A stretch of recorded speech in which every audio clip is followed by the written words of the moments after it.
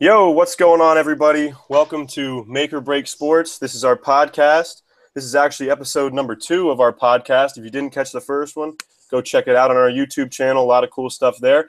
Today is Monday, July 24th, and we have a big lineup for you today. A lot of good stuff. We're going to be talking about fantasy football, some Kyrie Irving action, a little, and we're going to recap, talk about who won our Open Championship Challenge. So we'll get into Already that. bringing that up.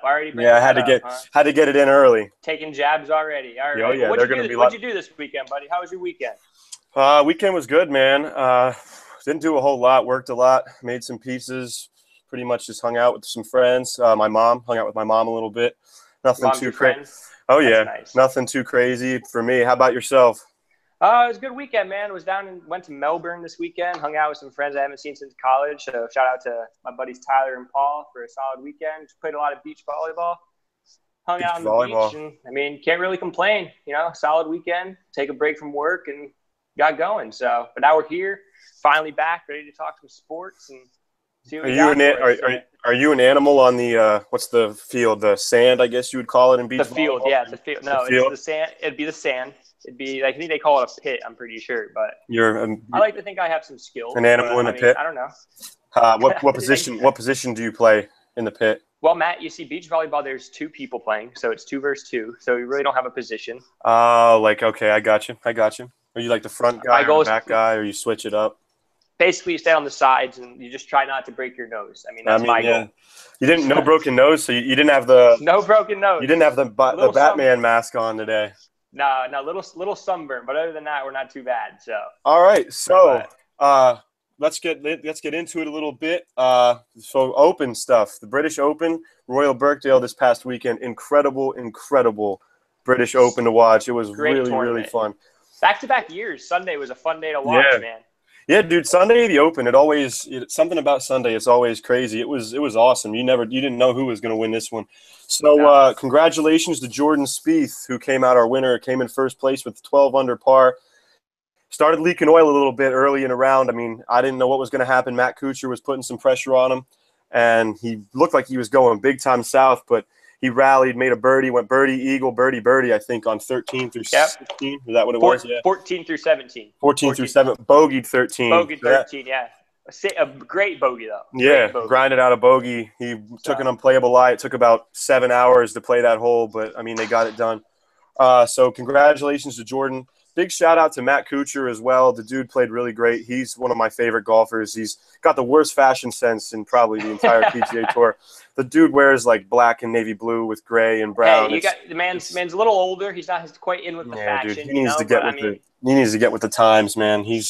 But anyway, heck of a player. Really was. You feel for him now. You got to feel for him a little. You got to feel for him. But you got to feel for him, but definitely it was good. Jordan won it, not Matt lost it, so that was the big thing. Yeah, absolutely. Also got to give some love to the bronze medalist, Hao Tong Lee, guy out of China, shot the lowest round ever by a Chinese player, 63 on the final round.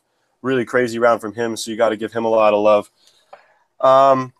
Some other notable shout-outs you got to talk about Brandon Grace. That's 62. 62, yeah. Beating Johnny Miller out. He was not happy about that, but yeah, dude. Johnny Miller was majorly salty about that 62. He said he said it was a little easier than back in the day when he did it at Oakmont. Of course it was. It was. Everything was always easier for the guys. Shout out to Brandon Grace, man. He had a heck of a round. Brooks Koepka, the defending U.S. Open champion, he had another solid showing, tied for 6th, 4 under par. So congratulations all those guys. But now to the important thing. Let's talk about who's golfers in our picks. Do we have to? No, it was not.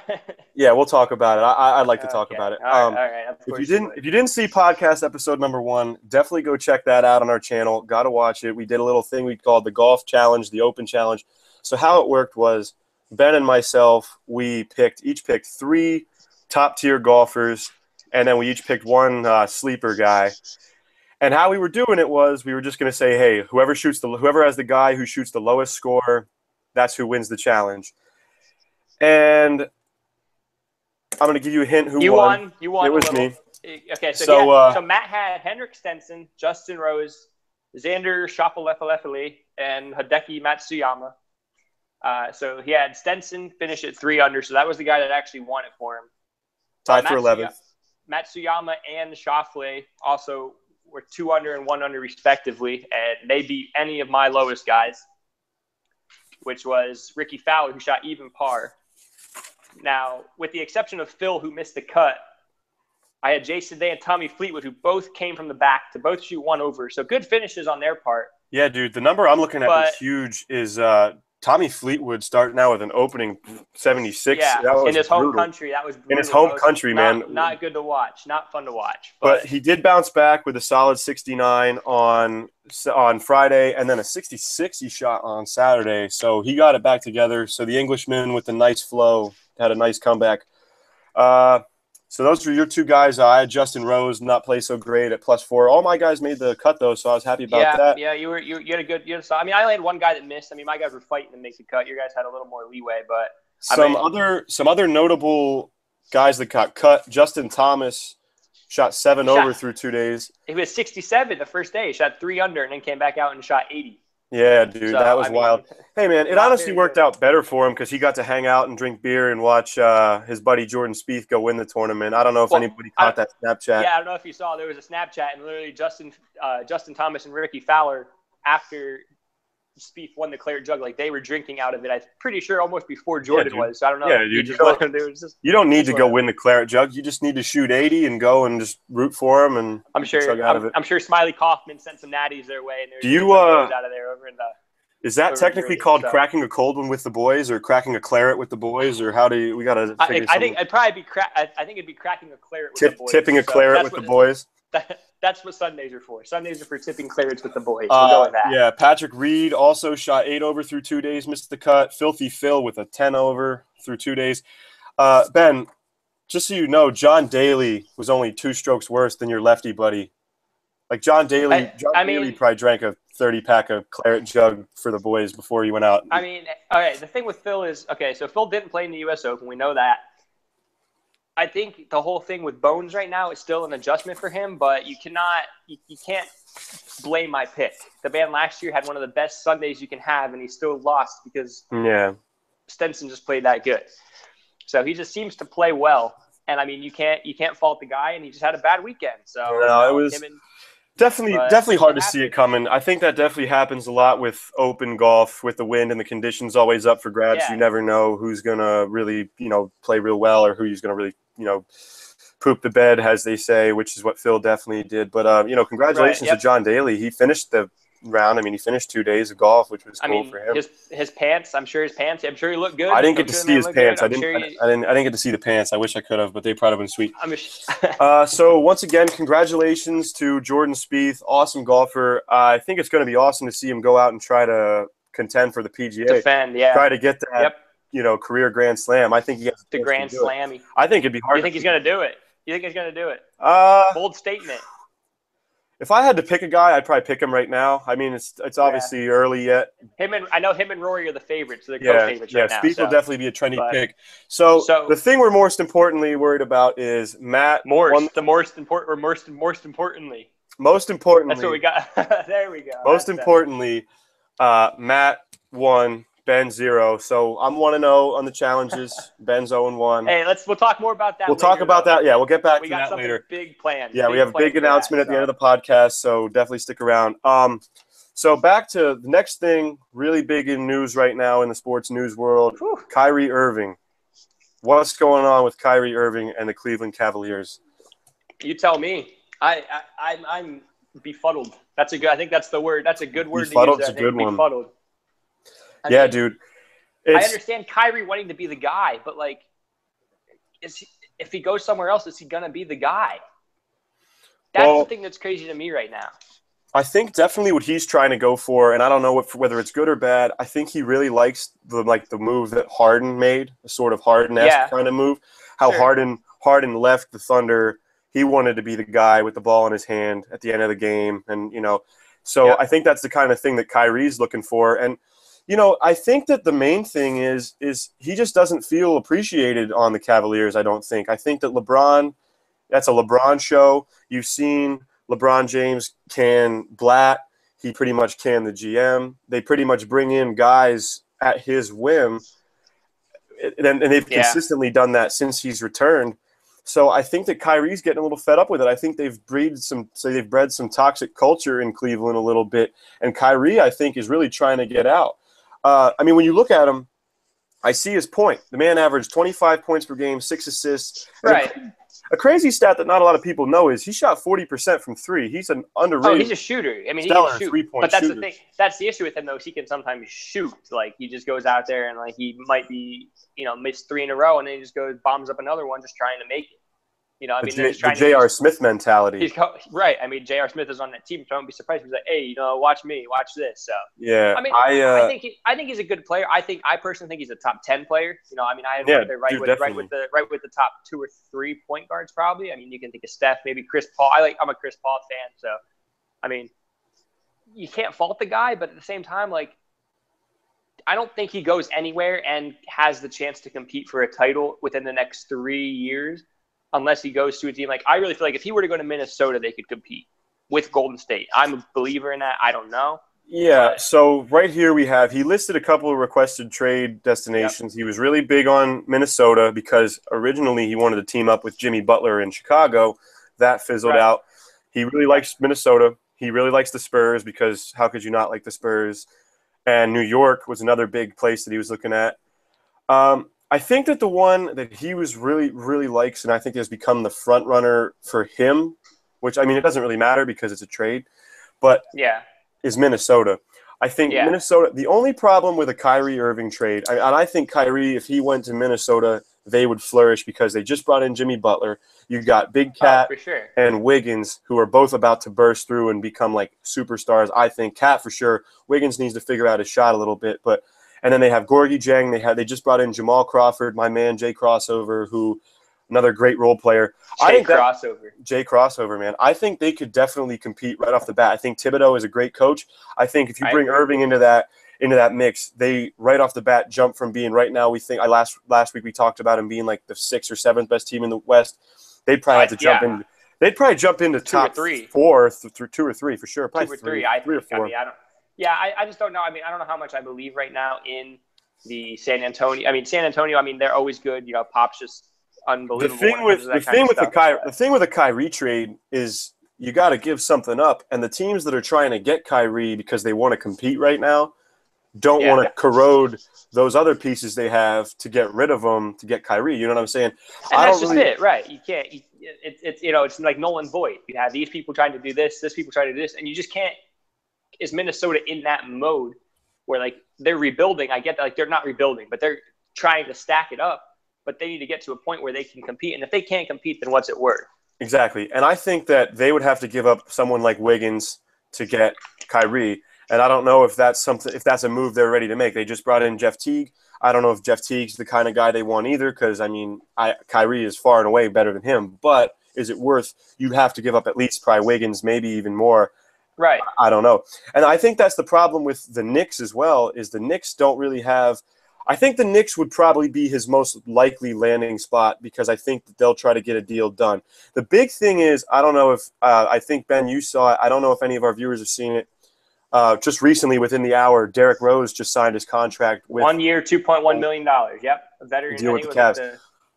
So I think that's just like the ultimate little Scroogey in the back that they're going to try to make a Kyrie move now. And I honestly wouldn't be surprised. My pick would be that I think New York's going to try to get a deal done to bring in Kyrie. I think that they're going to have to enlist the help of a third party, like your Phoenix Suns was the potential trade. I don't know. Bledsoe's a big like trade. Him and Tyson Chandler, because Tyson Chandler's contract is like a ridiculous amount for a guy that's not great. Exactly. I don't think he's like a star by any means. So no. So I think that you definitely need to bring in a third-party team, someone that still has some assets in the draft picks and young players. I think you definitely could get that. I think the Knicks do have some young talent. I mean, Frank Ntilikina, the rookie France. He's supposed to be really good, yeah. He's supposedly a very good player, so I think they could package him.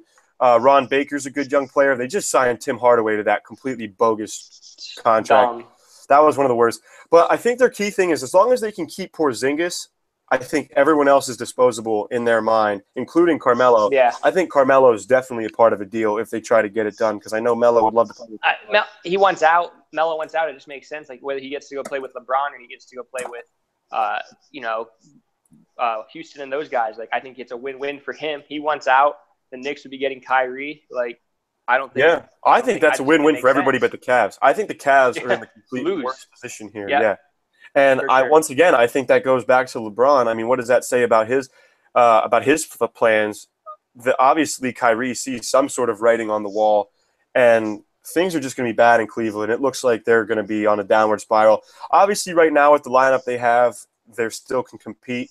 But with the culture they've built there, and Kyrie wants out, and LeBron's already got his foot halfway out the door, why would anyone want to go to Cleveland right now? Nope. It's tough stuff. They went from rebuilding. They went from rebuilding with Kyrie being the focal point of their rebuild, to getting LeBron back and being on top, and now I think they're just going to end up going full rebuild again. That's the other thing that I think had really stuck in Kyrie's craw. I think he is so mad. They brought him in as the number 1 pick. He balled out as a rookie. He balled out, and then at a whim, they just bring in LeBron James, and now it's LeBron team again. And you got to give Kyrie some love. I see what he's saying. He sees Russell Westbrook winning MVP, star point guard. He sees Steph Curry getting paid, winning championships, winning MVPs, star point guard. And he believes, and I believe too, that he is that type of player, and he just gets swept. I agree. He gets swept under the rug in that tax bracket of those elite point guards, and I don't understand it, and he definitely doesn't either, and that's why he wants out. He wants his chance because he sees a chance in New York or in San Antonio or in Minnesota where he can be the guy, he can lead him to a championship, and he can get that point guard recognition. And I don't blame him for wanting it, man. The guy's a flat-out baller. He's a flat-out baller, and he deserves to get the credit of a flat-out baller. So I understand 100% where Kyrie's coming from. I just don't know. I mean, he's got it made. He has LeBron for this year. They have a chance to get back to the finals, make it Golden State, Cleveland, round 4. Do what you want then. Give the Cavs, say, hey, I'll play this year out. Trade me next offseason. LeBron's going. So then they have the time to go full rebuild. Because right now it's like they're losing a season. LeBron's losing a season. He helped you win a title. I understand you want to be the guy, but you still have 8, 9, 10 years left in the league. I'm not saying do it for LeBron. I'm just saying do it for yourself. Give it to Cleveland. Give back to them because they've done a lot for you. You've helped them. So be that person. That's my take. Dude, could you imagine how nasty the West is going to be when Kyrie gets traded to the Spurs and LeBron goes to the Lakers and the Sixers? The Sixers are going to be in the Eastern Conference. They're going to be in the NBA Finals every year. Trust the process. Had to get my look. Trust the process. I mean, hey. What if he comes to the Sixers, man? Bring in Kyrie or LeBron. Get one of them. Trade Fultz. I'd trade Fultz. Fultz and the number 1. They want Fultz to be the Kyrie. Why not just get Kyrie? Yeah. Best thing you can get out of it. Yeah, I agree. I don't know. Bring him in. Trust the process. I love it. I love that move. So that's all for Kyrie news. We'll see how that plays out. I mean, hopefully hopefully soon, because if they drag this out farther, it's going to be a bummer, man. It's just going to get really bad. Yeah. NBA offseason's great. NBA offseason gets a 10 out of 10 so far. 10 out of 10 would recommend the NBA offseason. So, switching gears from the NBA to the NFL. Once again, if you didn't catch our last podcast, we're doing these what we call the division spotlight each podcast, where we're going to talk about a division in the NFL. We're going to go through how we think the teams are going to fare in that division, who we think the best fantasy players are, who some breakout sleeper candidates are for the division, some rookies to watch out for, and even some potential bust alert time to talk in each division. So last week we did the AFC East because the Patriots won the Super Bowl. So we thought it was only fitting to – the Falcons blew a 28-3 lead. We figured the least we could do is put them second on our fantasy spotlight. So NFC South today. We're going to be doing the NFC South. So NFC South, I mean, they got NFC South. I like to think of as more offensive, definitely an offensive division. I mean, you got Atlanta, you got Tampa this year. Tampa has a decent defense, but their offense this year, I think, is just going to come out firing. You got New Orleans, who has zero defense whatsoever. New Orleans has like a 5th grade defense. I mean, they took a bunch of people off of Bourbon Street and throw them out there and just say, go try to cover somebody, and they just, dude, it's terrible. Exactly. They just go pick up the people from Bourbon Street at like 4 a.m. and they're like, all right, you're playing defense Sunday. Come on out. And then you got the Panthers, who normally have a decent defense, but they just don't have offense in any way, shape, or form, it seems like. So let's get into it, though. Last week, so like I said, we talked about best fantasy players. What do you think? NFC South, Matt, who do you like? I think the NFC South definitely has some clear-cut guys that are their must-start, gotta get them. Maybe not necessarily first-round talent, but guys that if you have them at their respective position, you got to play them. I think far and away the best player in the division, Julio Jones. Yeah. I think that guy is an absolute monster. Yeah, I mean, if we go back in our rankings, I mean, I think we both have him wide receiver 2. Yep. I have him wide receiver 3. You have him wide receiver 2. I like Odell a little more, but I mean, honestly, I think Julio Jones rivals Antonio Brown. It's just in PPR. In PPR, Brown is tough in PPR, but I think he rivals Brown. For me, if Julio Jones stays healthy, he's a number 1 or 2 wide receiver, or the number 1 or 2 wide receiver every year. But it's just a matter if he has that foot that always seems to be an issue for him. It just, he just seems to be a little less, I don't know, like less durable than what you get with Odell Beckham, what you get with Antonio Brown. I haven't seen those guys miss many games, but I mean, Julio Jones definitely one of the top 2 players in that division. Hey, I mean, not the top player. So we talk about durability issues, but actually Julio's only missed, believe it or not, 3 games in the past 3 seasons, and 2 of them being last season, and he still went out and managed to haul in 1,409 yards and 6 touchdowns. He got 129 targets in 14 games. It's just so difficult when you have to set a lineup too, because like he's always coming in questionable. Always he's game time decision. It's like that. Oh my God, it sucks. Like you have to have a handcuff with him, but Atlanta, like who do you handcuff with him? I just think it gets difficult. But I mean, I had no problem drafting him. I'm the 8th pick. I'm not going to get him there. But, I mean, he's a stud. Yeah, he really is a stud. I'm targeting him for sure early on in the first round. He's a stud. Sticking with the Falcons, I also have Matt Ryan. I think that people don't give him a lot of credit. He's only missed 2 games his entire career. Last year, he threw for 5,000 yards, a career-high 38 touchdowns, only 7 picks. He had a terrific season, and he's got the weapons. I think he's a lock number 1 quarterback. I have him at, what do we have? I think we have him ranked at 3. 3 and 4. 3 and 4 maybe both 3. I think both 3 actually. Yep. It's 2v3 for both of us. I mean, you can't go wrong. Matt Ryan, he has all the weapons like we talked about. I mean, he's got Julio Jones. He's got Tevin Coleman coming in the backfield as well. He's got the guy I have up there as best fantasy players I'm going to target this year is Devontae Freeman. That's one of the ones we can kind of transition into here. Devontae Freeman last year ran for over 1,000 yards again, caught over 60 passes again. Just he seemed to always get the ball in the red zone. I mean, just running hard. And I mean, the past, each of the past 2 years, he's been a top 5 running back.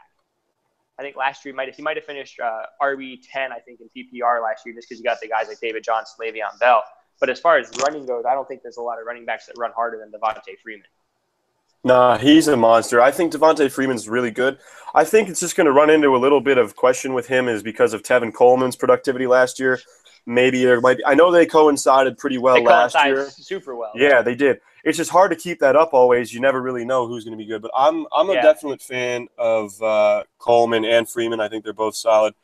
Who else you got? You got any other studs? I got Mike Evans. I think Mike Evans this year. I mean, you could put him for the breakout too potentially because last year, I mean, he wasn't bad last year. Like he had I think he was a top 10 wide receiver last year. But I think he's just in for another blow up year this year. And I think he's going right now top wide receiver 5. I think he's listed at overall right now. So I mean, you cannot go wrong with Mike Evans this year. That Tampa offense, I think, is going to be a lot of fun for once. And I think Tampa Bay is just going to chuck that ball deep, man. They're going to be firing the cannons all day long. Mike Evans is going to be a stud. I like him. I think he's easily middle of the road top number 1 running back or number 1 receiver. Wide receiver 1. I think you can't beat him. I mean, I would put him right outside that top 3 or 4 kind of guy. He has a chance to be dude. He has a special talent. He's got that special build. And I think he's going to get the targets. I really like him a lot. And I do like him especially because of Deshaun Jackson coming in. He's a speed demon. He's going to stretch the defense. He's going to make that over-the-top safety follow Jackson. And I think that has a chance to open up the field big time for Mike Evans. Yeah, I agree. Like him. I have one more guy. I had to throw third leg Greg Olsen in there. I had to give third leg Greg a shout-out because I think he is a top-tier tight end. He's right in the top 3. It's a shame because I feel like a lot of people forgot about him. Like, I won't even lie. Like, I love the guy. I would draft him. I've drafted him in mock drafts, but even, like, best players, like, I just don't think about him. I'm thinking, who's on the Panthers that's good? Who's on these teams that are good? And, like, Greg Olsen's name just doesn't come up. He's just Mr. Consistent. He's so good. He's had some times where he definitely comes up clutch and he can win you some games. I mean, I looked at the stat that no one really knows is 3 straight years, 120-plus targets for him at the tight end spot. He's solid, and I just don't think that Carolina has the receiving core. Like they have Benjamin Funchess, a couple other guys. Honey Funches of Oats. Yeah, Honey Funchess of Oats. And I don't think that they're going to take those targets away from him. I think as long as he stays healthy, I think he could be a top, even in some stances, depending on what Gronk does with health-wise and, Travis Kelce, he's another stud. But I think Olsen's right in that bucket with those guys. I really do. Yep. So those are who I have for my superstars in the division. And I have one breakout guy. This kind of ties into my article. If you didn't, I have one as well. Okay. If you didn't read, I actually wrote an article. It was Make or Break Sports' first article, opinion piece. I wrote a little bit about Jameis Winston and Marcus Mariota, how I think that they're both due for big breakout seasons. So if you haven't checked out that article, go check it out on our website. Really would appreciate that. So for me, in the NFC South, I'm going with my breakout guy, Jameis Winston. Famous Jameis. Crab legs and all. Crab legs. He is going to be stealing crab legs and touchdowns and wins all year long. This dude has the receivers now. I think he's got an offensive line that is getting better. I think their defense, as you previously said, is underrated. I think he has a chance to go bombs away. Doug Martin, the muscle hamster, suspended the first 4 games due to abusing drugs. And I think that Jameis – so they're going to be letting it fly. And when you talk about – you got Evans, Deshaun Jackson, Cameron Brate. They just brought in O.J. Howard, who's arguably one of the best tight ends in college football. O.J., yeah. They have Adam Humphries, I believe his name is the third string. He's a big wide receiver, big tall dude. And don't sleep on we'll talk about him a little bit in a minute. I have to shout out my Penn State guy, Chris Godwin. I think he will definitely. So don't worry. It's not just the Penn State ties. But it's not just the Penn State ties. I really do think he has a chance to make an impact in his rookie season in the NFL. Get him to the second half of the year. I think he'll be a good second half guy to maybe pick up late for your waiver wire, so depending on what happens too with those wide receivers. Because they have guys like Cecil Shorts, who's concussion prone. They have guys like Adam Humphries, who's concussion prone. He had one last year, I'm pretty sure, as well. So you never know if one of those guys are going to go down. And Chris Godwin's a bigger dude, so I mean he'll definitely fit in there with the Mike Evans and the Cameron Brates and did Vincent Jackson retire, or is he still there? I don't believe he's on the team. I don't know if he's still active, but he's not on the team. Yeah. So it's just one of those things where, he's a good guy that can fit in and fill that big wide receiver role that opposite Mike Evans, because Mike Evans is just huge. He definitely has the NFL body. Go ahead. So my breakout player, I actually have this could be a sleeper as well. I have Jacquizz Rodgers. So people are probably going to think that's a little crazy, but Jacquizz Rodgers, first of all, like he said, 4 games, the muscle hamster Doug Martin is going to be suspended. So that leaves carries for Chris Sims, Jacquizz Rodgers, and Charles Sims, whatever. But he's never impressed me. He had a couple good games, I think 2 or 3 good games in there when he was filling in for Doug Martin when he got hurt. But Jacquizz Rodgers is known, and Jacquizz Rodgers last year came in a couple games, had I think 20 carries for 140-something yards against the Falcons at one point last year. It was his former team. I just think Jacquizz Rodgers, I'm not saying he's going to break out, but I think he has the potential to, after those first 4 weeks, still be getting carries over Doug Martin, because Doug Martin has yet to really prove himself in the past 2 years that he can stay healthy and he can run the ball hard. He had a good finish to last year, and of course in 2014 he had the monster year where he finished as like the number 1 running back. But I just think that there's potential there for Jacquizz Rodgers to really break out and make his move. Yeah, dude, that's a good one. I didn't really think so much about that. Quiz has always been solid. Definitely PPR. Not a bad guy to go grab him, especially if you make that ballsy move and go grab Doug Martin at any point. Exactly, yeah. Definitely got to go get Quiz, because I agree with you, Charles or Chris Sims. I think they're both going to have bad years this year, Charles and Chris. Chris Sims from announcing from the booth. Chris in the booth is terrible, so he's going to have a bad year for sure. I don't know about Charles, but Chris Sims is going to have an awful year for sure. Going to go on to some sleepers. Who do you have as some sleepers? Anybody crazy? Yeah, I actually have a couple crazy ones that I think are crazy. I have wide receiver now for the Saints, Ted Ginn Jr. I'm really high on Ted Ginn Jr. So I have him as my wide receiver, I believe, 33, wide receiver 36. And my reasoning behind that is just he's going to be the number 3 receiver there behind Willie Snead and Michael Thomas. He's going to get a lot of the slot roles. And New Orleans always, I think they've ever run a play where they haven't had 3 wide receivers on the field. So the big thing for me is that I just think there's a lot of catches. There's all of Brandon Cook's catches and targets that have to be dished out there. I don't think Willie Snead's going to get all of them, because I don't think Willie Snead is really that great. So I think Ted Ginn Jr. has potential to be a sleeper.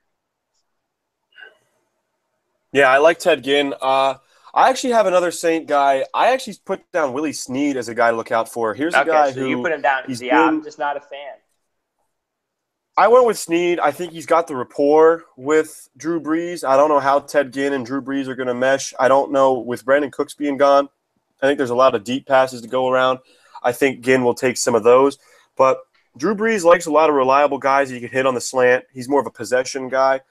I like Willie Snead at that sleeper spot at wide receiver. One thing you know about New Orleans and this will speak to both of those two sleepers we picked there.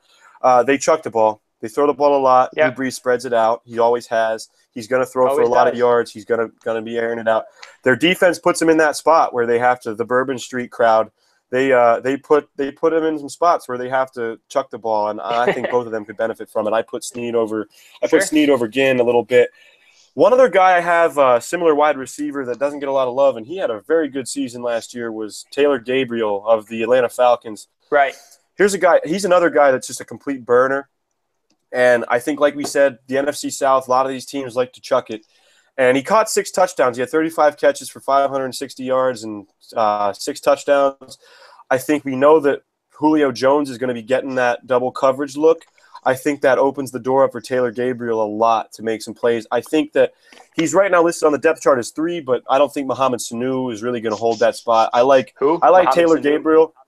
Mohamed Sanu. Okay. I think that Taylor Gabriel could work the slot. He could work the edge. I think he could be a guy that could definitely take some targets away from Julio and have a sleeper season, underrated season. I like Taylor Gabriel a lot. And then this is a sleeper too. We talked about a little bit last week at tight end position. I like Cameron Brate. I think Cameron Brate had a 8-touchdown season last year, and Jameis Winston clearly likes him. He's a young, athletic tight end. He has that kind of mold. He could fit the Kelsey, Gronk kind of mold. I'm not saying he's as good because it's hard to be that good, but I think that a lot of people kind of wrote him off when they drafted O.J. Howard, and I don't know. I think that Cameron Brate has a chance to be a borderline starting tight end for your fantasy. Right, yeah, and that's why I'm down on Brate, but it's only because they have O.J. there. But I'm not saying I'm not super high on O.J. You're higher on O.J. than I am, and higher on Brate. I just think that with both of them there, there's going to be more of a distribution that neither one of them can necessarily break out this year or be a potential sleeper, because I think they're both going to have about the same numbers. Probably Brate have a little bit higher numbers, but now with Jameis having another target to throw to with another tight end, I just think that he's going to take some of those away from Brate. So that's why I didn't have Brate there, but that's not to say I don't like Cameron Brate. All right, cool. So you have any other sleepers? Yeah, I got one more. We're going to actually stay with the tight end. We're going to go back to the Falcons because their offense is – I got Austin Hooper. Austin Hooper last year came on at the end of the year. He only had 19 catches for 270 yards and 3 touchdowns, though, for those 19 catches.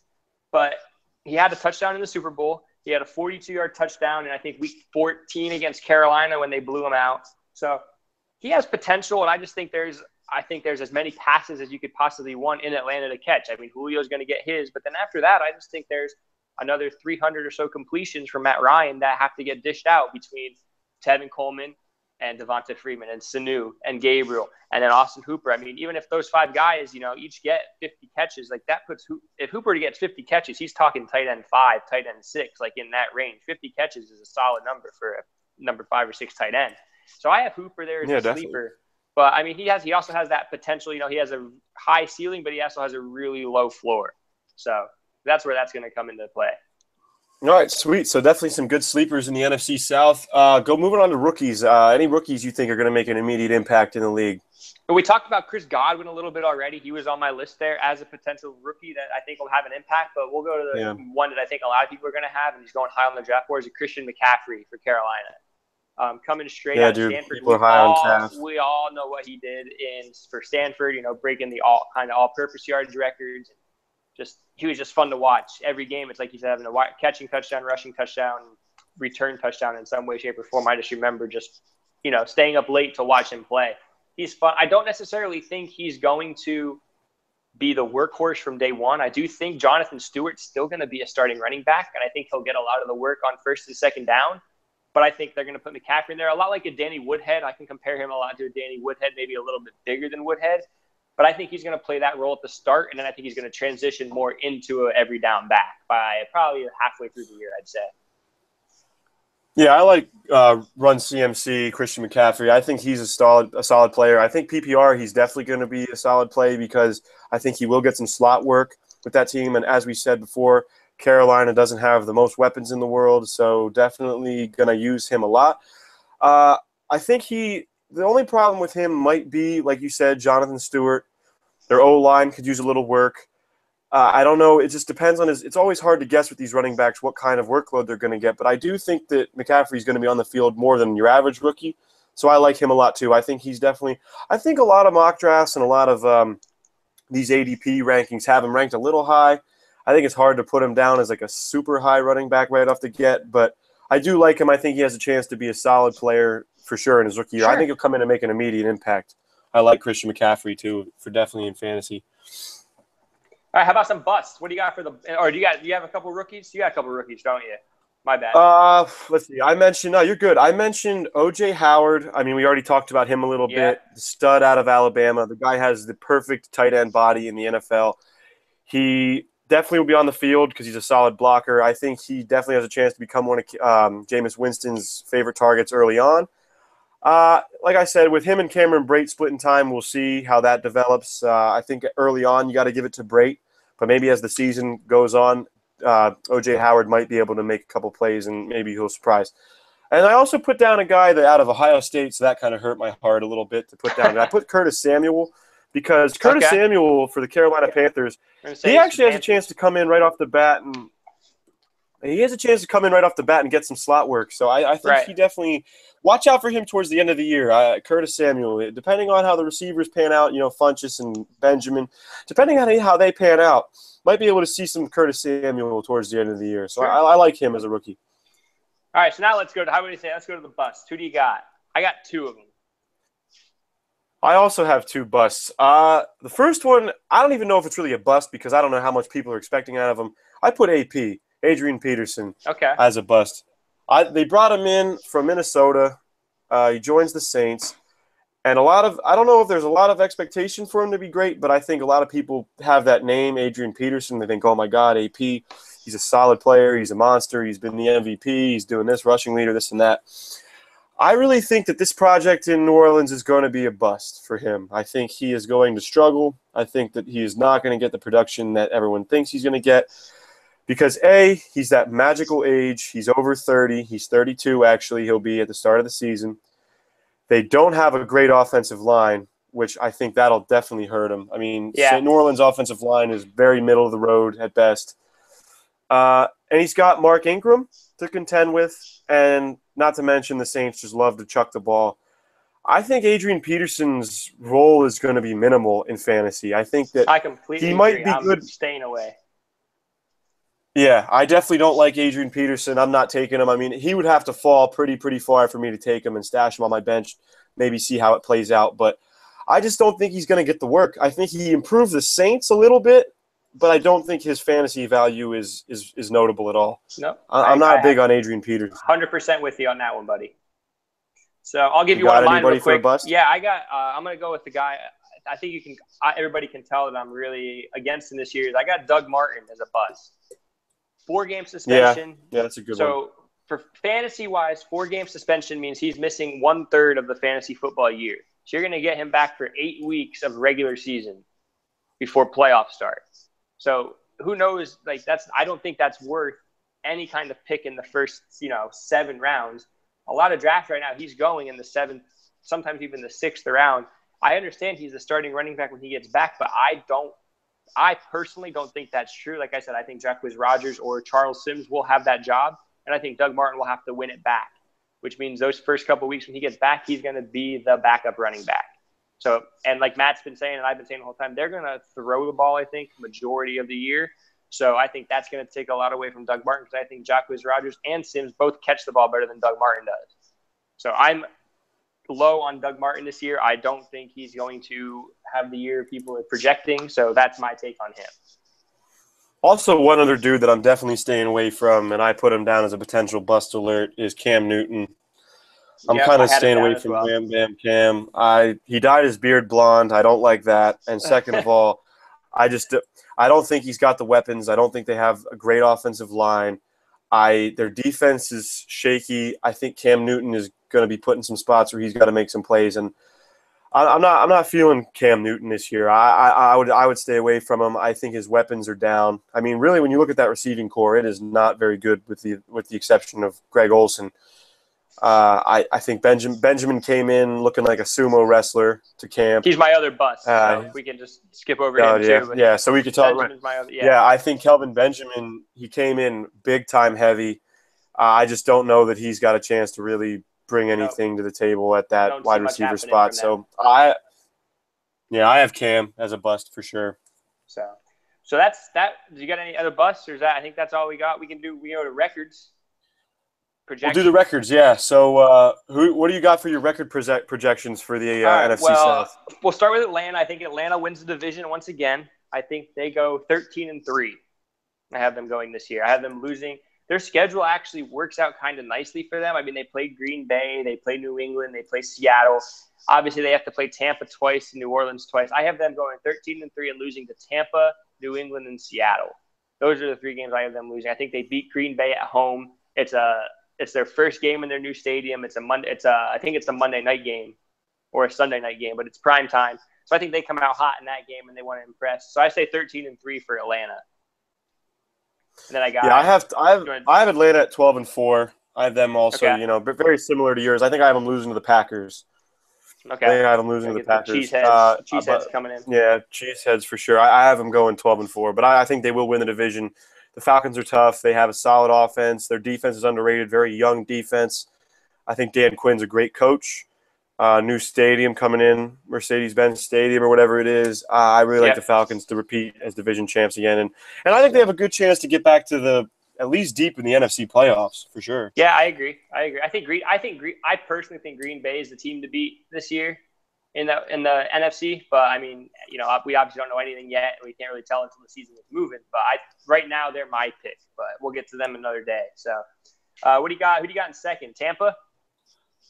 Yeah, I have Tampa Bay. I have Bucks going 10-6. I think that they're going to be solid. I think they're going to make the NFC playoffs in the wild card. I have them going 10-6. I think Jameis Winston, it's his time to shine. I think their defense is young and solid as well. Dirk Cutter, another good young coach. I really like Tampa Bay to come out and steal one of them wild card spots and break through. I like them at 10-6. I like them again as well. I have them 11-5, so I'm a little bit higher on them. Oh wow, so. Yeah. But they have a little bit tougher schedule. They have to play again. They play New England. Their game against the NFC West is at Arizona, and then they actually play at Atlanta and at Green Bay back-to-back weeks. So I think that's a tough little stretch for them right there with those 3 games. And then I have them losing once to New Orleans just because I think New Orleans will come out, in a home game and just fire the ball. Drew Brees' home-away splits are pretty ridiculous. So I think New Orleans will beat them once. But I have them 11-5, and I have them squeaking in the playoffs as well as the wild card. So, but I mean, as a Tampa native, I'm not necessarily a Bucs fan, but I know there are a lot of people who would be really happy with Tampa just making the playoffs. Yeah, definitely. I think that would be huge for them. Panthers, I have at the 3rd spot. I have them going 7-9. I have the Panthers going 7-9, a very underwhelming 7-9 season. I think there's just some easy games on their schedule. I think they'll probably split with the Saints. I think there's several other games they have a chance to win. And then rounding off the division, I have the Saints going 6-10. I think their Saints and Panthers are both going to be very underwhelming in the NFC South. We got a little disagreement there. I got the Saints going 8-8. I have them just 50-50. I have them probably beating – I mean, I guess I haven't beaten Tampa once. I think they beat Carolina both times. I just think Drew Brees – I know Carolina's defense can show out, but I think Drew Brees can show out as well. So I don't know. And I have Carolina going 4-12. I just don't see a lot of improvement. In that team. I don't see the offense. I think I do think Cam's going to play a different style game this year. I don't think he's going to be running as much just to try and stay healthy. And I don't think that they can win necessarily right away with that, motion. I mean, I just think that for them to win, it's him running the ball. And I don't think he's going to do that as much. If he does, he's going to get hurt, and then they have to bring someone else in, and they don't have anybody to throw to other than Olsen. So I'm low on them. I've been low on them all year. I don't really like anybody draftable on their team except for Olsen and Jonathan Stewart. I really like, but that's my take on them. And it's tough. I just think they're in a tough division. That's interesting, man. I have him. Yeah, that's interesting. We definitely some disagreement on the Panthers. I don't know. 4-12. Man, I could see it though. They do. There's a lot of dysfunction there too. I do see a lot of dysfunction definitely with Cam Newton and the Panthers front office. So we'll see. But hey, guys, that is our NFC South division spotlight. So we both pretty much agree the Falcons are going to take it. A lot of Falcon players, definitely big time in fantasy. I think we're both pretty high on the Bucks as well, though. You're Tampa down there, a Tampa guy working in Tampa, so. You're gonna have to get to a Bucks game now and watch them. I'm gonna see who they play. Like I said, I think they play New England at home. I mean, I hate the Patriots, so I might go and just cheer on the Bucks there. But who knows? I'm trying to see what's gonna go on. We'll see what the kind of games they got looking on their schedules. So. Yeah, that'd be sweet. All right, awesome. Well, that's our NFC South Division spotlight. So now we're gonna get into the big debate we talked about this week leading up. We talked a lot about the David Johnson versus Le'Veon Bell debate. You have the number one pick, and a lot of people are going to have that pick, and who do you draft at number one? Or even pick two, depending on if Antonio Brown or whoever goes. But a lot of people are going to have the decision between Le'Veon Bell and David Johnson. So let's see, who do we think the number one pick should be? Go ahead, Ben. What do you think? I think the number one pick in any standard PPR, whatever you're in, fantasy league, coming from a Steelers fan, should be David Johnson. Let me just give you a few of the numbers here on David Johnson. Last year, he had 293 carries for 1,239 yards and 16 rushing touchdowns. And then he had, this is what blows my mind, Matt, 80 catches for 879 yards and 4 touchdowns. So that's 20 total touchdowns, over 2,100 total yards. 373 touches. Those are 80 catches for 879 yards is like the 20-something best wide receiver. So he was giving you 2 positions on your team. They have the 11th easiest strength of schedule against their run. And if you're looking just at matchup, or if you're comparing Pittsburgh and Atlanta, Le'Veon Bell, David Johnson, Pittsburgh plays Baltimore twice a year, Cincinnati twice this year. They play Minnesota, Houston, Kansas City, and Jacksonville. All of those run defenses, that's 8 games, that's half the season where he's playing defenses that are all ranked within the top 15 against the run. Arizona, sure, they play Seattle twice, they play the Rams twice, but then they play Houston, Jacksonville, and the next best run defense they play is the Giants, who apparently are going to go 27-0 in the next 2 years, according to Jason Pierre-Paul. But that's another story. And according to Chris Weigel. Shout out to my roommate Chris Weigel, huge Giants fan. He thinks they're going to go like 48-0 this season. But I don't believe. But I just think that the schedules match up for him better. They're a run-first team, but the thing is, even when they throw the ball, he's their second option. Sometimes the first option because Carson Palmer's getting older. I know he can still throw the ball down the field. Larry Fitz led the league in receptions last year. Second on the team, David Johnson, 80 catches. Larry Fitz had 107. The next closest on their team, John Brown, who had 39. So there's a 40-catch gap between him and the next highest person. Carries, David Johnson, 293. Andre Ellington, the next highest, 34. So they obviously are working David Johnson. He does not get hurt. He had one injury last year, and it was in the final week of the season where it looked like he was going to be out for the rest of the year. Came back after a week. He had 100-plus yards from scrimmage in every game except for that game because he left it before half. So I think if you have the number one pick, you're taking David Johnson. I don't personally think I think it's close, but for me, it's easy, and I'm taking David Johnson. So see, for me, if I get that number one pick, and a lot of if you're out there sitting with the number one pick, I'd be licking my chops to take Le'Veon Bell. I think Le'Veon Bell is going to be a monster, have a crazy year, especially in PPR, because you talk about the David Johnson catch number. Here's a number for you. Le'Veon Bell missed 4 games last year due to that suspension, so that obviously hurt his numbers. So his stat lines don't quite do it justice for how crazy of a season he had. He still caught 75 passes, only 5 less than David Johnson in 4 less games. That was, yeah. Proud of you. I had to use I had to do that. So 5 less catches on 4 less games. I think he didn't get in the end zone as much as David Johnson. That's what hurt his numbers. He only got in the end zone 9 total times, 2 by the air and 7 on the ground. But he still managed to he ran for more yards than David Johnson did in 4 less games. He had 1268 versus Johnson's 1239. That's incredible. That's and just nuts. the way he runs, I think that I personally believe with D'Angelo Williams going to pursue his WWE dreams, he's gone. He was a backup that did consume a little bit of the workload because he was a solid backup over the years. He's gone to go, fight somebody or maybe give somebody an RKO straight out of nowhere. And then you bring in James Conner, who is a great player. It pains me to say I had to watch him hand the Penn State Nittany Lions a loss last year. He's a very good runner. Let me just interrupt. Let me stop you for 1 second. I have to say, the only reason you know about the RKO stuff is probably from Ty and Curry. Am I right? That's the only reason you probably know anything about the WWE. So once again, I hate the WWE. I like how you worked that into the show. But Ty and Curry, there's your shout out again for the Randy Orton. Once again, I know. Yeah, I know. That's all I know about the WWE, that and that it's completely garbage. So good luck, D'Angelo Williams, on the WWE career. But anyway, back to real sports, not the WWE. I don't really think, I'm not a big believer in James Conner coming in and taking any of his workload right away. I think Le'Veon Bell's got the job. I think he clearly gets used a ton, an absolute ton. He's got the better offensive line, slightly better offensive line, Charlie Villanueva, Pouncey. They have a lot of guys that really have a chance to help him out. He's such a patient runner. You watch him run. I watched him play against the Buffalo Bills last year, and it was one of the most incredible performances to watch. He's just ripping off. He averaged 5 yards a carry last year.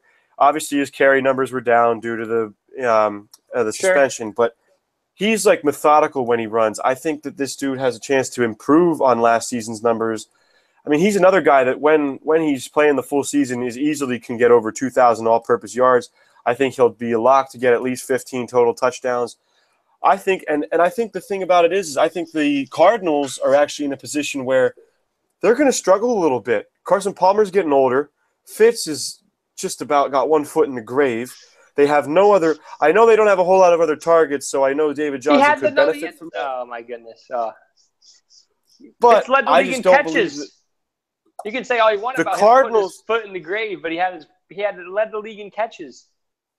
Yeah, I mean, obviously he's a heck of a good player. He's a Hall of Famer, but he's going to start to slow down sometime. Carson Palmer is definitely going to start to slow down.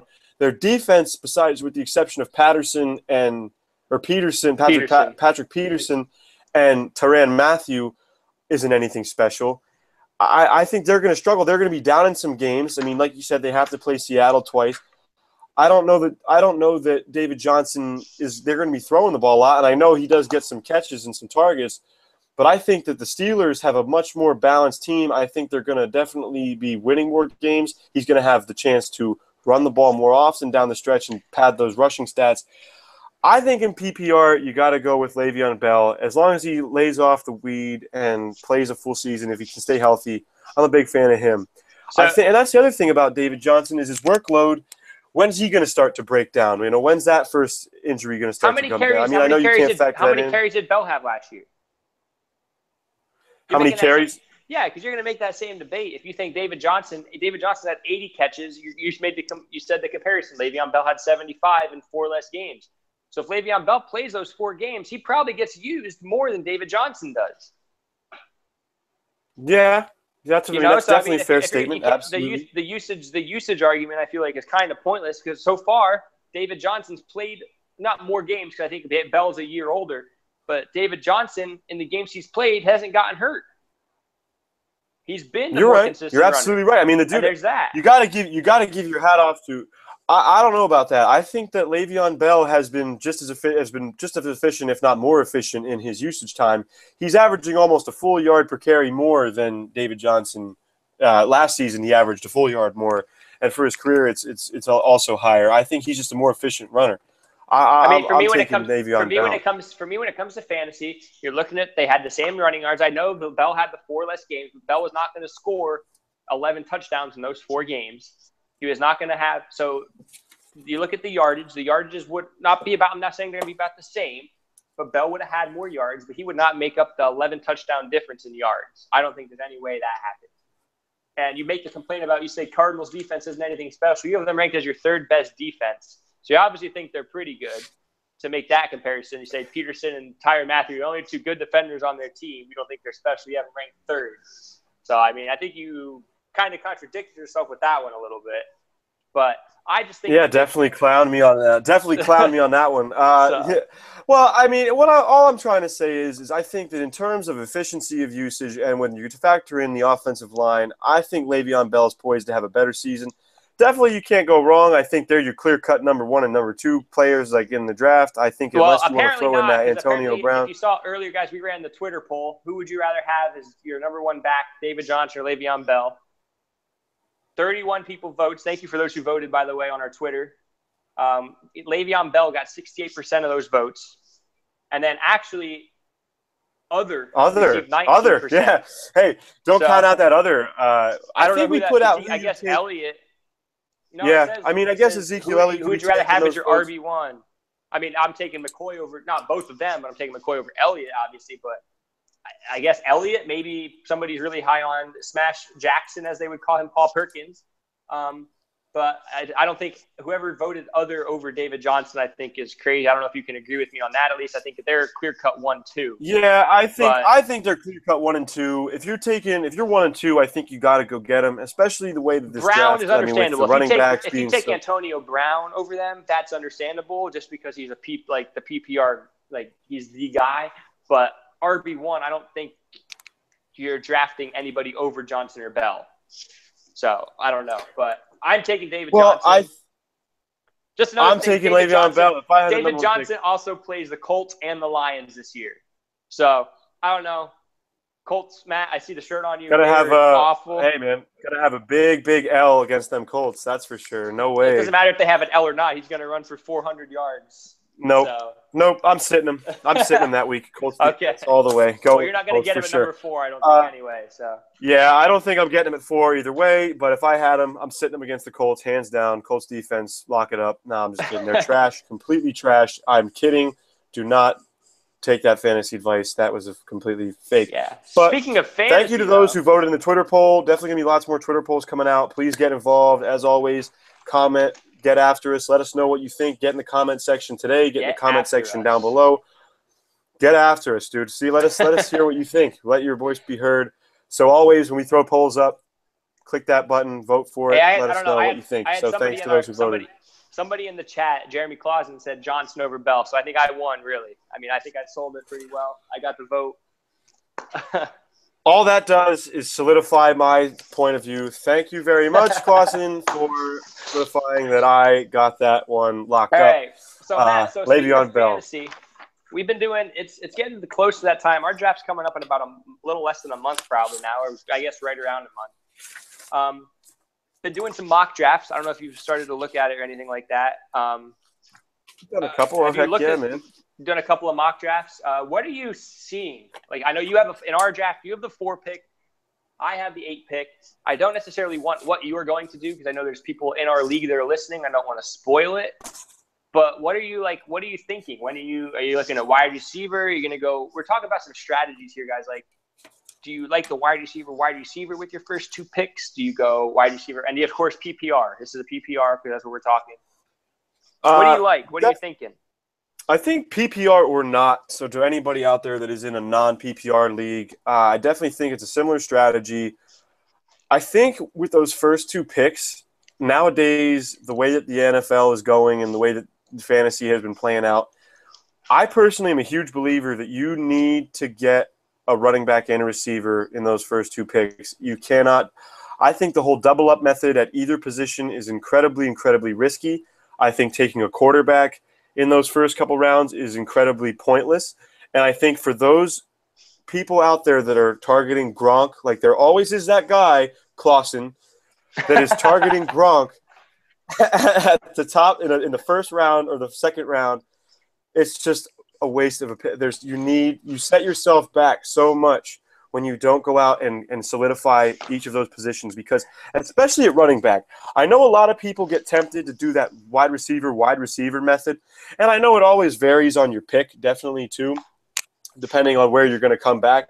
But running backs are so thin in fantasy football anymore because of the emergence of the spread offense and the five wides and all these wide receivers going crazy and quarterbacks chucking it deep all game. Good running backs are so thin. I mean, we named right there David Johnson, Le'Veon Bell, two clear-cut superstars. Right. Elliott, McCoy, Freeman, Murray, Gordon, Howard, Ajayi, and then I think Gurley. And then Isaiah once you get past that, and Isaiah Crowell. We'll talk about him in a little bit. Again, I know you have that thing for Isaiah Crowell that we'll get to that. But I think once you get past that, and the other guy that I really like is I think Ty Montgomery is going to be a stud. I mean, he probably will slip a little bit, but I think Ty Montgomery is a guy that has a chance to do some solid things this year as well. But with the exception of those guys, you're not getting a whole lot of running backs that have the backfield to themselves. And even like Devontae Freeman doesn't even have the backfield to himself. And that's the key thing. So, and then it just like really, really thins out after the first like 15 running backs. So if you try to go wide receiver, and you stick yourself behind the 8 ball coming back, you're going to end up with your best running back being a guy like a Leonard Fournette or Marshawn Lynch, Crowell. See, but you want to solidify up that position better than that. That's where I think you and I differ, because I feel if you you can look at it either way. If you take wide receiver, just say you have the number 9 pick. So I'm just looking at the average draft positions based on they take a culmination of literally every ESPN, DraftKings, or not DraftKings, but whatever websites do mock draft. If you have the number 9 pick right now, it says the number 9 is Mike Evans. So they have Mike Evans going number 9. Then you'd come back around in a 10-team league with the number 12 pick, and that's Jordy Nelson. You tell me, Mike, if you like wide receivers and you're in a PPR, Mike Evans and Jordy Nelson are as good as it gets to have on your team as 2 wide receivers. Because if you get those 2, you don't need to draft another wide receiver for a long time.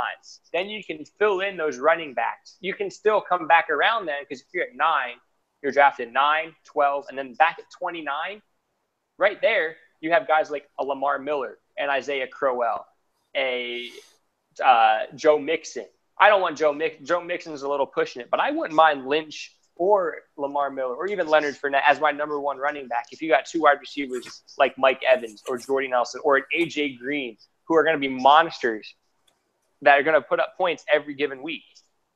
And the other side of that, running backs. I always have been a fan of getting as many running backs as you can early, because they are so few, especially when it comes to PPR, that can put up more points than anybody else. You give me like LaShawn McCoy, Devontae Freeman, Melvin Gordon at the back end of the first round, 1 or 2 of them. And if you get 2 of them, then you can get guys in your later draft like Keenan Allen as your wide receiver. You give me Jay Ajayi, Melvin Gordon as 2 running backs, I'll gladly take Keenan Allen as my wide receiver 1. I'll gladly take Demaryius Thomas as my wide receiver 1. That's my take, because you can just load up in the position. You're taking a running back 1 away from another team, because they're not going to have the opportunity to get a Devontae Freeman or a Jay Ajayi or a DeMarco Murray. So I agree. I understand what you're saying. I just think it's hard because I don't think there are that many running backs that are worth skipping up on them and taking them. Because obviously there are a couple. Right, and I don't think guys that you early. Like I think those first 12, I think the first 15 picks, like the first set 15 is what it will pretty much stay, but not necessarily in that order. I think there'll be some jumping around to go here and there, but I think those first 15 picks or so are going to go pretty straightforward. But I think you can jump up, like if you have the number 7 pick, I don't have a problem with you jumping up and taking Devontae Freeman or Melvin Gordon. If you want to solidify that running back that you don't like, if you don't want LaShawn McCoy and I have no problem reaching down there, because you can get in a PPR, especially, you can get that wide receiver like a Michael Thomas or a T.Y. Hilton at pick 14 or 15 and still be fine with that. T.Y. Hilton had the most receiving yards in the league last year. Yeah. He's a boy. Definitely. He's a solid dude. He's a monster for sure. Well, I mean, I think draft position is tough. I think the key theme is that you can definitely wait on quarterback. I think that's a position that you can definitely get a lot of value unless you're later. Taking Rodgers. I think if you take I have no problem if you take Rodgers early. If you take I don't like Tom Brady, so I won't take him. But and that's just a personal thing. It's nothing like he's a great quarterback. If you draft him on your fantasy team, he's going to get you a lot of points. There's no question. But if you jump up and take Rodgers, I have zero issue with that. I think Rodgers is that much better than everybody else. But then again, like you're saying, you can wait till round 5 or 6 or 7 and get a Matt Ryan, or my favorite fantasy quarterback for whatever reason, Russell Wilson, or a Kirk Cousins, who I'm super high on this year. And that's where that difference is. But when it comes to Rodgers, I have no issue with people jumping up and taking him. Very cool. All right, so that's just a little bit of draft things. I mean, a lot of drafts are far off yet, but everybody just starting to think about positions you're going to be taking and who you're taking where, and got to get that all ready to go. A couple other things for fantasy, just some more isolated kind of training fantasy camps news finally started, Matt. Training camps are going. We're getting rolling, man. Dude, it's that magical time. It's that magical time for most. I think I saw 28 days. 28 days till the Hall of Fame game or something like that. So we're getting close to football. Yeah, it's getting here. Getting close to football. Getting here. So the first topic we wanted to talk about, these will be very brief, all of them. Duke Johnson, the Cleveland Browns. I know it's not the super exciting thing. It's not every day you get to hear something cool come out of Cleveland. Duke Johnson Jr., not senior, the younger one. Duke Johnson Jr., the younger Duke Johnson. The Browns actually announced that they're going to be moving him to slot wide receiver. They're not going to play him out of the backfield. They're going to run him in the slot. So that definitely spices up fantasy. It's interesting to me when we draft him, if he will be a running back or wide receiver, or if he'll have that Ty Montgomery, Tyreek Hill designation of running back / wide receiver, where you can put him in either role. Granted, I don't think he's going to be anybody's running back 2 or wide receiver 2. He'll probably be a flex play anyway in most leagues.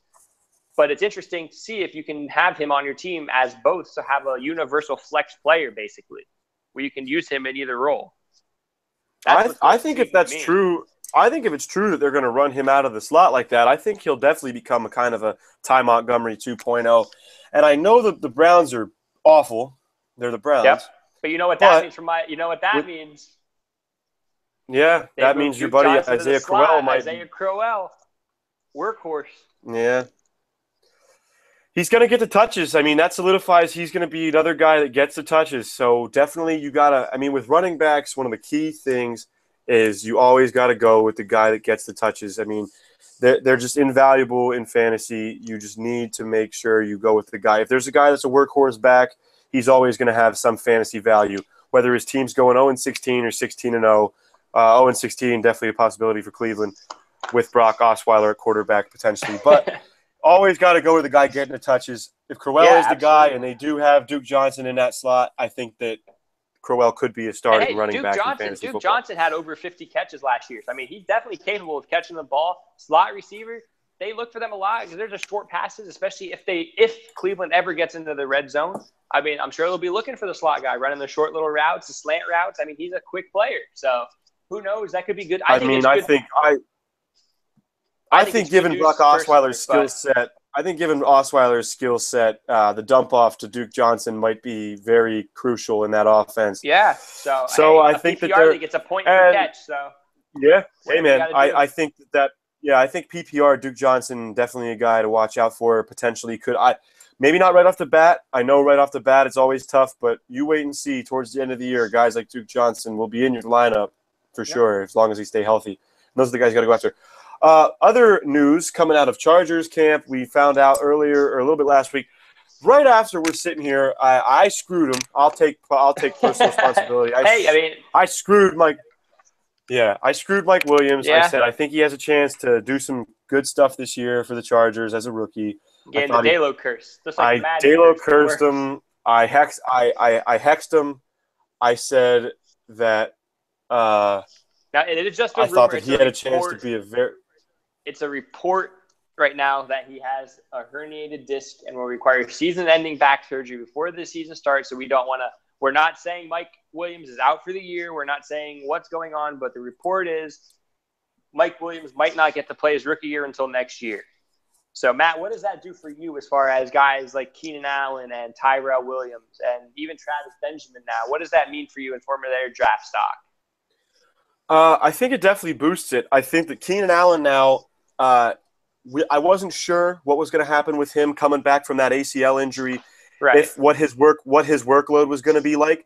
But now you take Mike Williams out of that equation, and now all of a sudden his return might be a lot more smooth. So now he might definitely come right back in to his old workload because he doesn't really have many people to take it from him.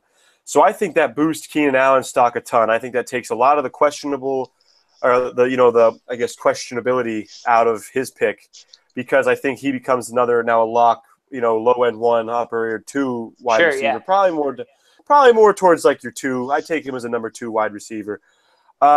Also, that really helps Tyrell Williams. I think Tyrell Williams had a solid season last year. I had him in both leagues. I think he is a very usable wide receiver, especially in deeper leagues, 12-team leagues. Tyrell Williams definitely has a spot in a lot of lineups because he has that deep playability. He can, he has a variety of routes. I think he was a very efficient catch percentage last year on all routes, really. So Phillip Rivers really liked him a lot, and he caught, I think, 7 or 8 touchdowns, 7 touchdowns. So I think his stock goes up as well. Now, kind of the same thing with Allen. It takes that questionableness out of that pick because with Mike Williams not coming in, because rookies are always a toss-up, especially highly touted ones. And you never know, right? Because you never know what they're going to do, if they have to adjust or what's it going to take. We both had Tyrell Williams at wide receiver 50. We had a consensus at wide receiver 50. You were a little bit higher on him than I was. I think that maybe bumps up a little bit. I don't think it's too much. I really like what it does personally for Melvin Gordon. I know normally it's the other way around, where the more receivers you get, the better your run game gets because they have to cover more wide receivers. But, we didn't know how much Mike Williams was going to play, first of all.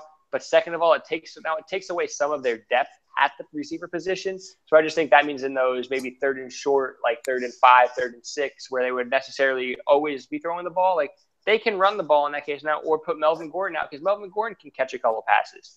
So I think Melvin Gordon's stock might rise a spot, not too much or anything like that. Tyrell Williams bumps up a little. But hey, Travis Benjamin's going to get in line for some catches now, I think Hunter Henry. You said it earlier too. He's going to take a big boost. Yeah, Hunter Henry has a big chance to. I think that'll help him out a lot. He'll be getting a lot more targets due to the injury to Mike Williams. So definitely big on that. So that's what's coming out of the Chargers camp. Get better, Mike Williams. Let's take a look at your team now. Andrew Luck, Matt. What's going on, buddy? How you feeling? Dude. Not off to the start. I don't know, man. Huh? No, I was so high on the Colts because they have such an easy record or such an easy schedule. They have the easiest schedule in the NFL. I thought, Andrew Luck coming back. You got a healthy Moncrief. You got the league leader in receiving yards in T.Y. Hilton. I was really, really big on the Colts bouncing back. Their defense, though. But their defense is tough. Their defense is bad. Their defense is very bad. But they improved. They drafted Malik Hooker. They brought in Jabal Sheard. Hey, they have some guys. They're going to come in right away, and I think they could make some immediate impact. Sure. But if Andrew Luck isn't healthy, that team is going to struggle. I don't see – people really, took Matt Hasselbeck for granted, especially myself as a Colts fan too. There were some games when Andrew Luck was out that it was winnable for Matt Hasselbeck to come in and win a game. He could go and dink and dunk it around. But this year, Stephen Morris is the backup quarterback. Scott Tolzien and Stephen Morris are fighting it out for the backup spot. I think I'd rather walk out. I think if you've ever seen the videos of Quavo from the Migos throwing a football, I think Quavo would be a better replacement for Andrew Luck than Stephen Morris or Scott Tolzien. But that's just coming. I'm a big Quavo fan. But also, on a serious note, though, it is frustrating out of the Colts, and this really does hurt this has a lot of fantasy implication because I'm not drafted Andrew Luck. I love T.Y. Hilton, and I won't change how I feel about T.Y. Hilton or Frank Gore or Moncrief. I'm not high on Moncrief, but I won't change how I feel about those. But I disagree. I think that if it comes out that this injury's been dragging out for a long time. He was supposed to be reporting to camp. Now he's on the PUP. He's probably going to miss most of the preseason, if not all of it. And they said he might not even play week 1 of the regular season. They said he should be ready. So I doubt he's going to play in the preseason. I don't think they're going to play him even if he's ready. They're not going to rush him back, obviously. But I think if you take Andrew Luck out of that lineup, there's no players on the Colts worth having in fantasy. As Sarah was to say, not for the value you're going to get. Don't get me wrong. T.Y. Hilton still might be okay. But, you throw in those backups into that equation, and you're talking stay away from the Colts, man. And it sucks because I really think that Hilton and Moncrief both had a chance to be solid.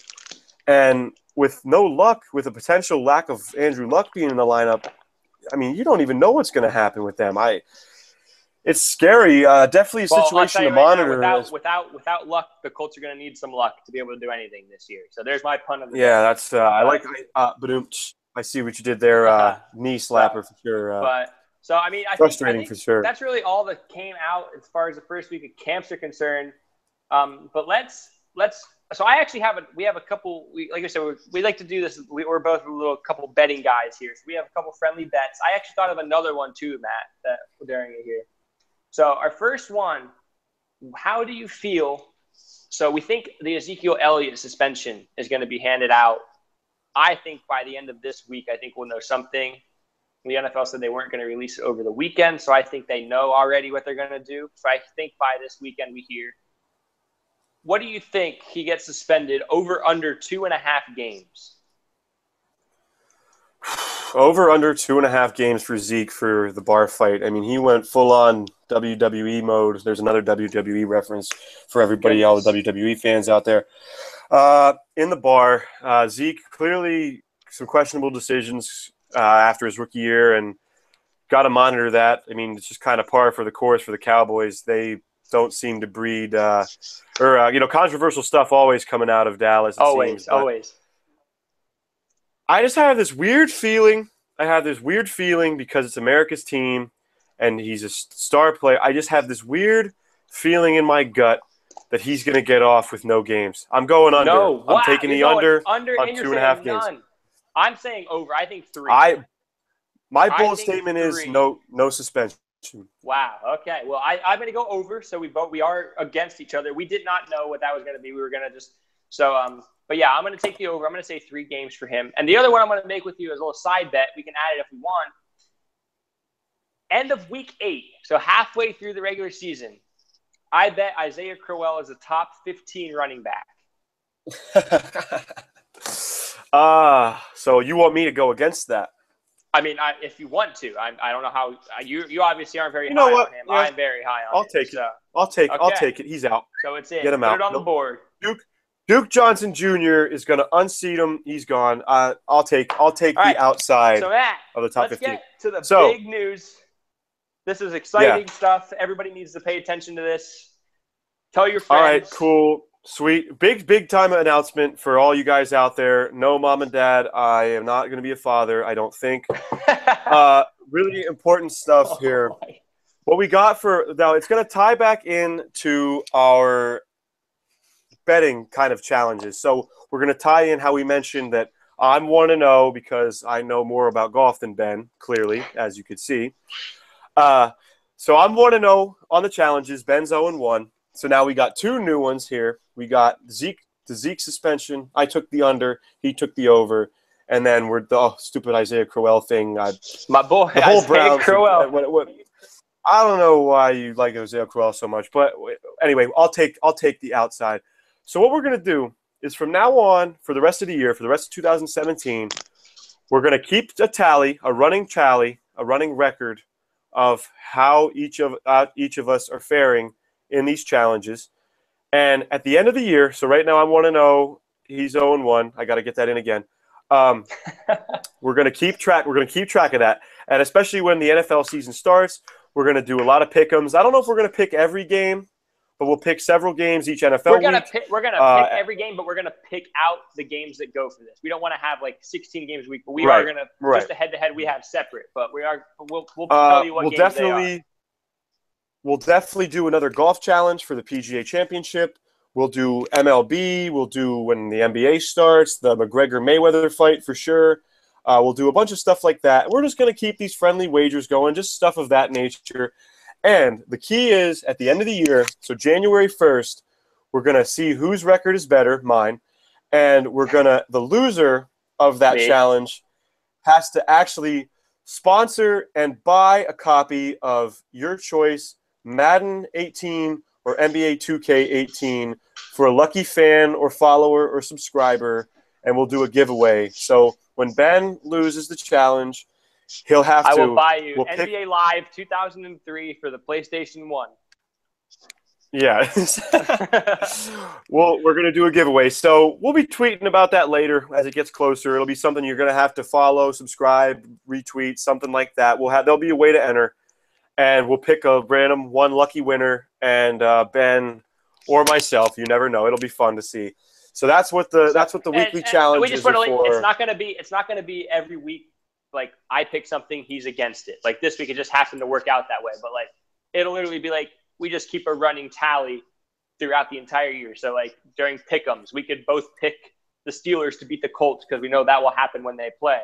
But we could also have the teams where it's like Atlanta, New England, where it's like one against another. So we can definitely pick the same games, but it's going to be a running tally. We obviously disagree on stuff already between Bell and Johnson. Like we're probably going to bet on who gets picked first in our draft. Yep. And we'll have to make some sort of Bell or Johnson pick. And as always, let us know, comment down below or tweet at us, text in, email, however you want to get a hold of us, post on our website. Let us know what you think some fun wagers would be. Let us know any ideas you have for challenges. We're going to try to make them fun stuff as we go every time some event happens in sports. We're just going to keep it going. We're going to see who at the end does better, and then we're going to try to spread the love and share, because that's kind of just going to be our give back to all of the followers and fans and supporters that we really appreciate. That'll be a way for us to show our gratitude to you guys with the little Madden giveaway. We'll let you obviously pick your system and pick the game you want, and that's just a fun little thing to do for us to give back to say. It's got to be PS1. Yeah, Madden 03 for the PS1. That's what you're getting. Marshall Faulk, baby, hey. Yeah, is that what it was? Oh, geez. Hey, I don't know, but guys, I think that's all we got for the night, for the week. Yeah, that's going to wrap it up. Guys, thank you so much for watching as always. If you didn't check out podcast episode 1, go check that out. If you're watching this later, thanks for watching. Thanks for watching to our live viewers. We always really appreciate it. Go follow us on Twitter, M or B Sports, at M or B Sports. Just follow us and subscribe to the YouTube channel. Get involved. Let us know what you want to see, what you want to hear. We're more than happy to help. On our website, we got a couple articles on there. Matt's got one. I'm posting one probably either tomorrow or Wednesday. Our website's going to be makeorbreaksports.weebly.com. We got a lot of content up there. Last week's video's up there. This week's will be up there tomorrow morning. So, yeah, but there's a lot of ways to stay involved. But we appreciate you guys watching, tuning in, and tell your friends. Get us out there, share, and we'll see you guys next week. Yep, as always, I'm Matt Dalo. I'm Ben Bauer. This is Make or Break Sports. Thanks for watching, guys. Have a great night. Take care. See you guys next time.